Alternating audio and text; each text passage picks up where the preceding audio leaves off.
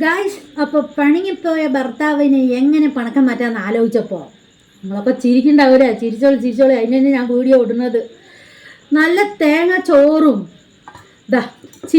Chicken ചില്ലിയല്ല കേട്ടോ, chicken കുറുമയും ഒരു ഉരുളക്കിഴങ്ങ് എടുക്കാം അല്ലേ? ഒരു ഉരുളക്കിഴങ്ങ് എടുക്കാം.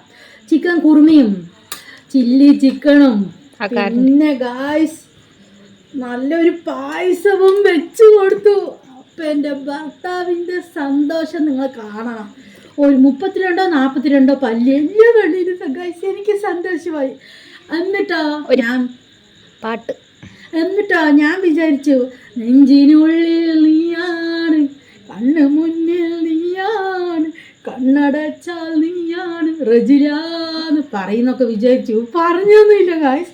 ഞാൻ വിചാരിച്ചു ആ ചിരി കണ്ട മതിയല്ലോ നമുക്ക്. അപ്പോൾ നല്ല അടിപൊളി ടേസ്റ്റിലാണ് വെച്ച് കൊടുത്തത് കേട്ടോ. അപ്പോൾ ഞാൻ കഴിക്കുന്നത് ഞാൻ നിങ്ങൾക്ക് കൂടി ഒന്ന് കാണിച്ചു. നല്ല കുഴച്ചടിക്കട്ടെ, നല്ല ടേസ്റ്റ് ഉണ്ടോ നോക്കട്ടെ. ഭർത്താവൊക്കെ കഴിച്ച് സലമിട്ടായി. ഞാൻ തന്നെയാണ് ബിസ്മില്ലാഹിർ റഹ്മാനിർ റഹീം.